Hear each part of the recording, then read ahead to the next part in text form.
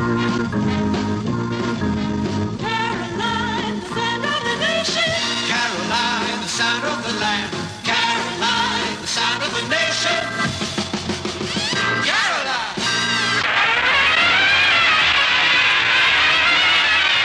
It's the big one.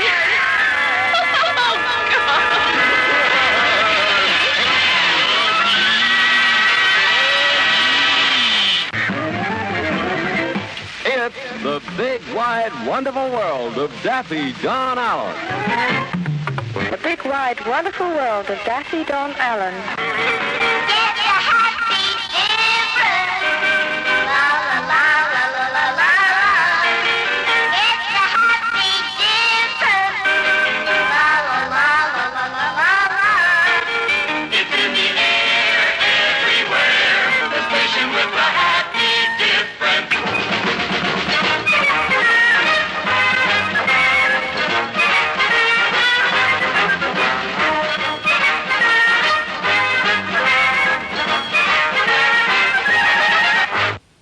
Okay, well, I'm here and joined at this very moment on the Wingding programme by good old Daffy Don from Radio Caroline North. Don, first of all, welcome to the programme.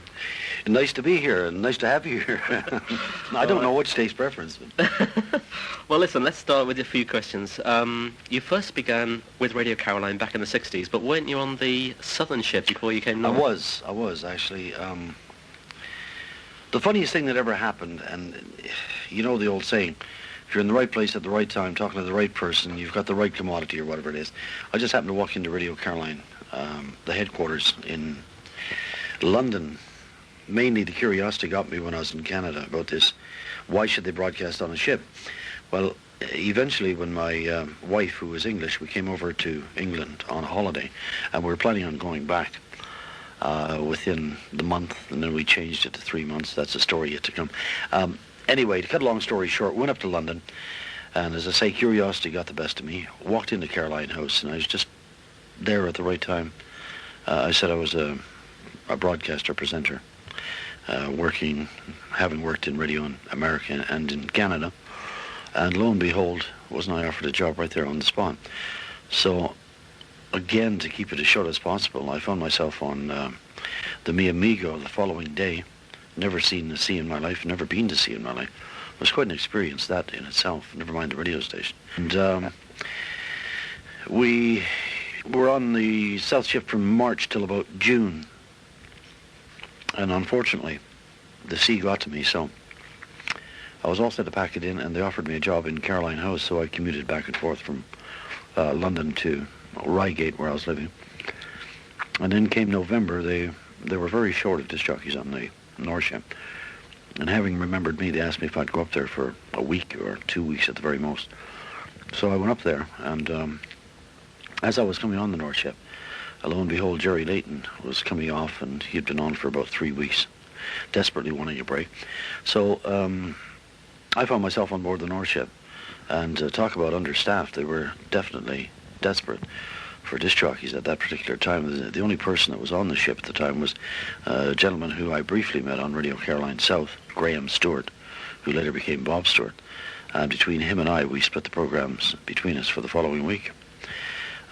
He did a 3-hour show, then I'd do a 3-hour show, then he'd do a 3-hour show, and I'd do a 3-hour show, and we were the only 2 disc jockeys on board. So we kept this up for a week, and eventually, I think it was about that time that Tom Lodge was deciding whether or not to stay with Radio Caroline or go to Radio Luxembourg, and as he was supposed to have come back in, he didn't, and this kind of, upset the apple cart, and that's why Jerry Leighton had to stay on for the amount of time that he did, and he eagerly got off the ship, and Bob and I kept the thing going. And after that, everything just seemed to come back to normal, and Christmas came up by this time, and I was still on the North Ship. And it was rather awkward in one particular stage, because I was living in Surrey, in Reigate in Surrey, and working on the North Ship. And they asked me if I wanted to move to Liverpool.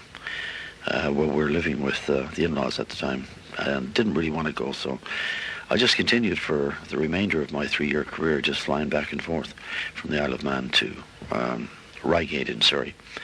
And that, consequently, was how I got tangled up with Radio Caroline. Started on the South Ship and ended up on the North Ship. Lived in the South and broadcast in the North. Right. I mean, the North Ship itself, it seemed more luxurious from what we've seen photographs. Was that right? Oh, it was. It was indeed. The Frederica, Radio Caroline North, was a converted Danish passenger ship. So you can imagine comparing that to the Micker. The Micker was a bit of a cargo ship. And I'd say if you put them both side by side, and anybody who saw them at the end of their days in Amsterdam, there was no comparison in size. I'd say the Micker was about half the size of the Frederica. The Frederica had loads and loads of room. There was a... I mean, when I say it was a converted passenger ship, it was. All the DJs had their own private cabins, whereas on the South Ship you had to double up or treble up or quadruple up with certain people. A bedroom had 4 bunks in it. And if a fella had smelly socks, you were in trouble, Well, you had a good team on the North Ship. I mean, there was Jerry Leighton, as you mentioned, and Bob Stewart, Tony Prince, etc. Did you get on pretty well as a team? Oh, we did. We were, I can say it now as I look back because there's nobody can sort of wrap my knuckles for it. On the North Ship, we did our own thing. We had our own teamwork. We didn't have any boss as such, We knew ourselves when we were doing right or doing wrong. So we were our own bosses, as Ronan O'Reilly pointed out. We did what we thought was right, and we did the best that we could. The teamwork was there. Once in a while, fellas would fall out. The odd time you'd see Jim Murphy and Tony Prince. They never saw eye to eye on 1 or 2 issues. But generally speaking, the whole overall atmosphere was one of great fun. Presenting Caroline's Men of a New Breed. Music, that's our middle name. Jerry Super Leighton, Daffy Don Allen, Baby Bob Stewart, Mick Luvzit, Tony the Prince, Jerry King. They're Caroline's Men of a New Breed. The men who make radio active. Music, that's our middle name. Music. Did you realise, though, in the 60s, that, I mean, you were literally pioneering commercial radio in Britain, and the fact that you're at the forefront of, well, nothing had gone before you, really, other than the good old BBC? No, we didn't, actually. From day to day, from week to week, we thought we were going to be thrown off the air. On various occasions, MPs threatened, all the radio stations were threatened with closure. And we lived on a week-to-week, a month-to-month basis. We knew something better had to come out of it, but at the same time, it was a case of sometimes you tend to look over your shoulders. I know I had 1 or 2 problems coming through customs originally, especially after they drew up the Marine Offences Act, and I was quite cocky about it. But of course, when I look back now, lucky I wasn't deported out of Britain for voicing my views about being able to broadcast freely, because the Marine Offences Bill is full of flaws. And I don't think anybody ever really sort of sat down and tore it to pieces to show that, freedom was... There was an issue concerning freedom of speech, because it wasn't actually Radio Caroline that was outlawed. If you look carefully at the Marine Offences Bill, it was you, the listener, that was liable for prosecution if you listened to, supported, or gave any help whatsoever to Radio Caroline. So in actual fact, what the government were saying was, we were legal, but you, the taxpayer, you people that elected us, will be prosecuted if you're found listening to or helping Radio Caroline in any way. And that's, very, very... when you look back on it now, it's just a load of nonsense, Yeah, crazy. And amazing that there's something that was so good. I mean, like, Caroline was well received throughout the whole country, and the fact that they were wanting to close it down, I mean, it's just... ridiculous. Well, tell me something. Has the government ever let anything good carry on? Going back to your actual programmes, you used good old Hank with the funny and Alice with lovely. We're still using that. Where are they from? I wouldn't really know. Oh, I'll tell you, You found a tape. the lovely bit came off a commercial. Oh, right. A mattress commercial or something about a Myers bed or something, and the woman came in and says, "Oh, lovely," and I thought, I'll take that. The other fella laughing there, I honestly don't know. I think I found that on a tape somewhere. It wasn't being used, so I thought, well, finders keepers. And I've used that on every radio station that I've been on, from Caroline to Manx Radio to RNI. I've even brought it over here to Ireland. Use it the odd time, but just occasionally now, because Hank's getting pretty old himself. You're not looking too bad yourself, I tell you that. Right, so August 1967 came, and the end of August was actually when the Marine Offences Bill applied to the Isle of Man. So was it a difficult decision for you to stay with Caroline at that time? No. Funnily enough, I was very disappointed. I'm not going to mention any names here, but there's a few disc jockeys that said they're gonna see this through. And I look back now in retrospect and say to myself, it's funny now, but it wasn't funny at the time, because there was me in the Isle of Man with a couple of ex-bingo callers and disco DJs.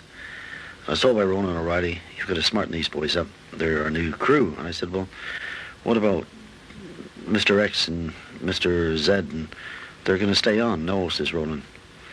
Ronan said, you're the only one that's coming back.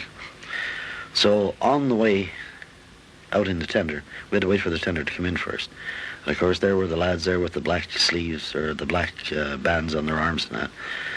And as history calls it, it's no use saying we're going to hold back names. Dave Lee Travis was in tears, and Tony Prince was in tears.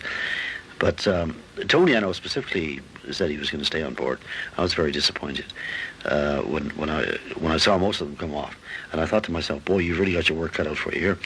So anyway, we went on board on the last day of the Marine Defences Bill, or the last day of freedom, so to speak.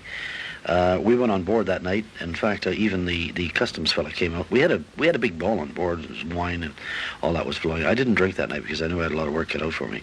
But I was left with people like, I think the only professional fella that was with me, if you want to use that word professional, was Mark Sloan. The rest of them there was Jimmy Gordon, there was Freddie Bear, I think, or did Freddie come up shortly afterwards? There was Martin Kane. I wasn't too impressed with any of them, really, from the broadcasting standards. But we knew we had to get it together, and we did, somehow, we did. We slowly crept up there. But I must say this now, the popularity of Radio Caroline was never really as high as it was before the bill. So I think a lot of people sort of deep down inside thought that, this is now outlawed broadcasting and we must not listen to it as much as we used to like listening to it. I think a few of them felt that way. They felt guilty listening to Radio Caroline. So it was an experience to keep the ship going. And I stayed on board for about 14 weeks before I came off. In fact, I think the only thing that really got me off was the fact that my wife was having a baby at the time, and I specifically asked if I'd come off about a week and a half before he was born. To be at the birth. And I looked at the calendar and realized only then that I'd been on board for 14 weeks, and a hell of a long time. When I got off in Dundalk, I think it was, in Southern Ireland, that was our nearest port of entry. Having been at sea for 14 weeks, you can imagine how one must have felt when you're on land. Nothing moved, except your insides, Yeah, right. And I found that I was doing this, going back and forth on the dock, and people looked at me as wondering if I came from a day release or something, It took a good couple of hours to get used to it, as I say, because you're used to, sort of going with the flow. Yeah. And the trip itself was about 12 to 14 hours from the Isle of Man. The Isle of Man used to be half an hour. What a difference, eh? What a difference indeed. Dear me. Another good night, and we've got it on tape somewhere, was the night before Mick Luvzit's wedding, just going back to the main part of Caroline. Oh, God, yeah. You seemed to have some great fun then. We did indeed, yeah. I don't think anybody wants to sleep that night. I brought my wife out on board, and of course, there were Dutchmen on board. Some of these guys hadn't seen dry land for about 6 months, so you can imagine putting, the sight of a woman on board. Dare I say it, I double-locked the room that night. My wife was sleeping in. But all in all, it was a good publicity thing. I mean, it got Mick Luvzit a lot of publicity. All the national newspapers picked it up. They were there to cover the wedding. Yeah. And I don't think there's one national newspaper that didn't actually cover the event, whether front page or second page or third. But it was a good publicity stunt on both for Radio Caroline and Mick Luvzit. Sunshine Radio Caroline. Oh, come on, horse. Forget it. Yeah, forget it. That guy's married. Don't want to know about him. Hey, get that twit out of here. He's losing his teeth again. Listen, can we grab a wolf? Oh, my goodness. This is too much, Granny. He's got a pointed head, too. And his face stink. Listen. Listen, Granny, for heaven's sake, we're... Watch out, boy. I'm very hip tonight. Woo! Yeah, I believe that. Listen, Granny, we'd like to take time out for 1 minute to get serious. Is it okay if we get serious here for one whole minute? Yeah, we'll cut the laughter. Yeah. Well, listen, okay, I'd like to say... I would if I could. Well, say it. Quit sputtering. I'd like to send out a tune to the future Mrs. The who? What? It's with an F. Future. The future Mrs. M. Luvzit, okay? Well, that's not a real name, you know. No, she... What? Her real name is going to be Brown. Mrs. Brown. Yeah. You've got a lovely daughter. I don't know about that. My God. Jerry, have you ever been up so late and had so much fun? Yeah? Yeah. Not since he broke his leg. Oh, yeah.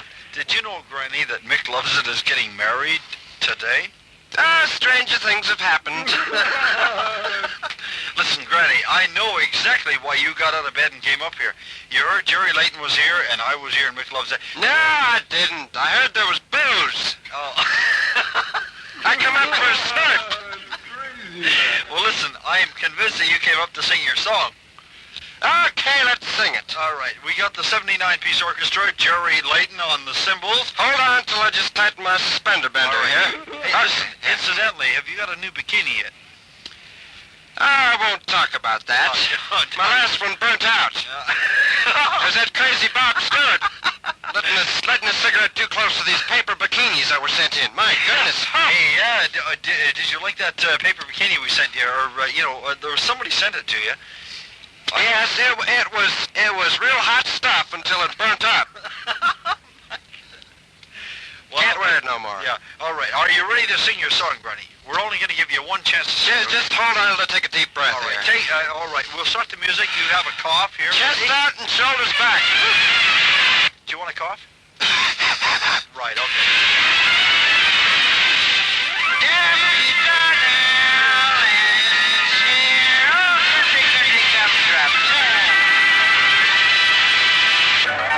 On Radio Caroline North, the Midnight Surf Party.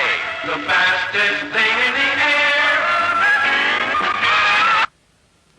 Okay, so unfortunately Caroline closed March 1968, and we know the ship was towed to Europe, to Amsterdam, I think. Did you know that it would be the end, or did you know that something was up?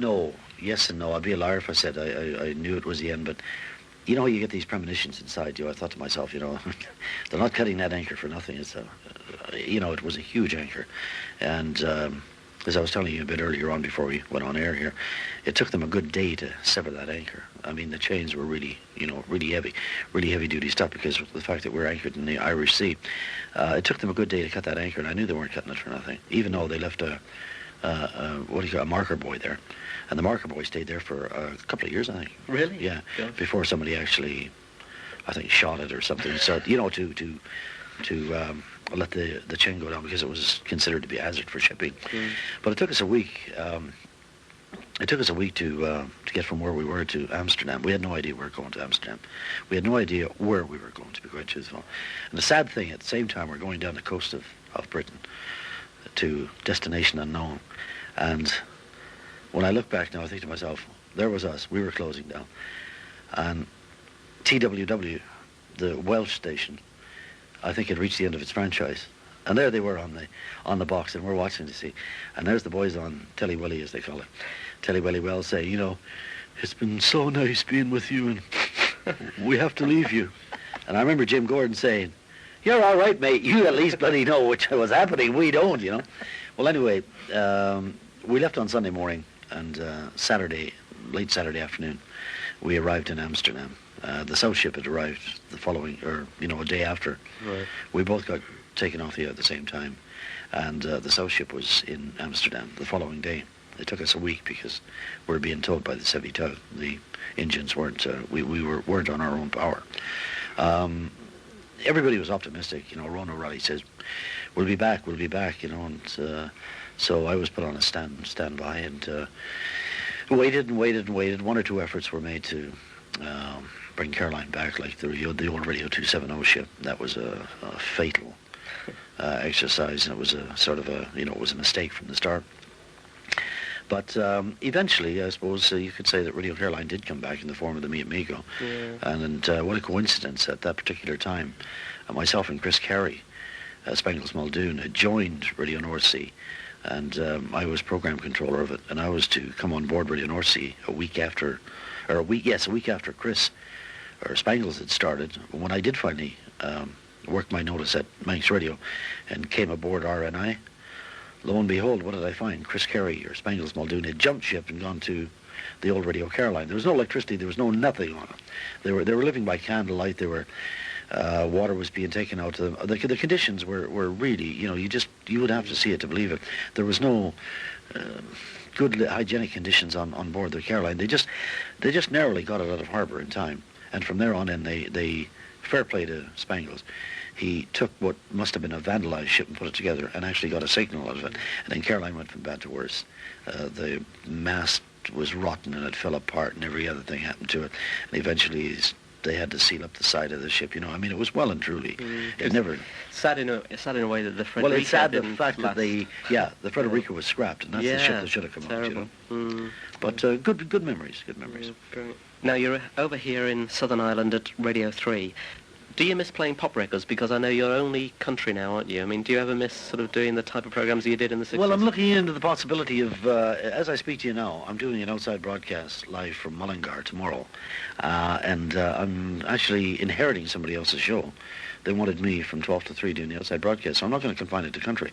I plan on getting back into the, but what I plan on doing, I hope eventually on Radio 3 to have a 60s, 70s, and country and Irish show, a good mix of all. Great, yeah. So yes, the answer to that is I do miss playing pop. Not today's pop. I must say that. I'm not against today's pop, as long as you don't play it for me. Well, Don, let's sort of round things up a little bit. You've worked at various radio stations ranging from, well, we've mentioned them, Canadian Radio and Caroline and RNI, BBC, with Radio Merseyside, Radio 3. So without jeopardising your position too much here in Tullibor, which do you reckon was your happiest time, or which radio Undoubtedly, station? Caroline, for heaven's sake. I didn't really lead you into that, did I? Not at all. No, when I look back now, there was never a station that was ever so good to me as Caroline. In fact, Ronan O'Reilly, I look upon him and respect him as a prophet in many respects, because he said to me a long, long time ago things that he said to me. And he only said them once, and yet they've always remained in my head. And I can remember him saying to me back in 1967, you look after Radio Caroline, and Radio Caroline will look after you. And sure enough, no matter where I went after that, I was always referred to as Don Allen of Radio Caroline. Normally people don't walk up to me on the street and say, oh, yeah, I remember you from Manx Radio. Although, the odd one does, but it always, 99% out of 100 people that walk up to me say, yes, Radio Caroline, I remember you well. When I first came to Ireland, people used to say to me, come here, I want you to listen to a tape. This is you on a Saturday night. And you can just barely hear me through the crackling. And they said, that's good reception. You ought to hear it when I take it away from the radiator, And these people were actually listening to me. And I thought to myself, these are people that were teenagers then. Now they've got kids of their own. And they keep these tapes as keepsakes. And yet through the crackling and that, they could hear the odd Johnny Cash and things like that. And I had a very limited library on that. But radio, getting back to your question, Radio Caroline, without doubt. It's in your blood, this is it. Yeah, once a pirate, always a pirate. Always a pirate. But the memories will never leave me. The memories definitely will never leave me. But it all started with Caroline, which is the main thing, really. Well, it started with Caroline, and I could have worked for quite a few other pirates. Radio England at one stage, I was considering going to them, but I don't know, I suppose I was a faithful pirate. Started on Caroline and just stayed with Caroline for, 3 years? Yeah, 3 years. The most ironical bit, I started on Radio Caroline on the 8th of March, 1965, and I stepped off the ship after it arrived in Amsterdam on March the 8th, 1968. It's ironical, isn't it? Incredible, yeah. Right down to the day. Well, there's lots of our wingding listeners at Marcher that remember you fondly, so can we just wrap up things with a final farewell from yourself? Right, well, before we go, because I see you've got a few more minutes there, I suppose a lot of people are wondering whatever happened to various disc jockeys. You told me yourself that a few of them are down in London. Mick Luvzit is, the last I heard, is back in Canada. He went back to Canada after Caroline closed down, or before Caroline was outlaw. He married Ugly Ray Terrett's sister. I think Ray is in Manchester now, isn't he? Yeah, he's around that area, yeah. And Mick is in Canada. Last I heard, he was selling real estate in Vancouver. I think Gordy Cruz is working at a home for the mentally handicapped. Tom Lodge, nobody's ever heard of him. Maybe he went north and married an Eskimo, as he claims to have been a North Pole adventurist. And various others. Steve, there was a good few Canadian fellas on the South Ship. I'm trying to think of one of them, Steve, and there's another guy, Keith, or somebody else. But most of these guys all went back to Canada, and I sort of stayed and soldiered on. And whenever I do go back to Canada now, I feel more of a European now, after being over here since 1964. I feel more European now when I'm in Canada than Canadian, and so, I don't know. But it's all in all, it's been a good life. Great. It's been a great life. I certainly didn't plan it when I came over here. I came over here to meet my in-laws and have a bit of a holiday, a Christmas holiday. And never in my wildest dreams did I ever envisage that I was going to end up 3 years on Radio Caroline and then from there various other radio stations, because I was firmly convinced that I was meant to work in radio in Canada. But I go back every now and then, but it's never the same. As I say, most of the best memories, really, of my broadcasting career are over here. And Radio Caroline, I'm sure you'll agree with me, is a thing that a lot of people won't forget for a long, long time. No, I don't think they ever will, actually, Don. I think it's safe to say that Radio Caroline did ultimately lead to what we're listening to now in Britain. People just proved, beyond any doubt, that they wanted some sort of a radio station like Radio Caroline. And since then, I mean, it's almost 30 years now since Radio Caroline has been on the airwaves, and it did revolutionize not only the radio situation in Britain today, but the BBC. They totally revamped the BBC, revitalized it and reshaped it. And of course the advent of commercial radio only came about as a result of Radio Caroline. Don, thanks for your time and the very best of luck to you in the future. Thanks, Brian.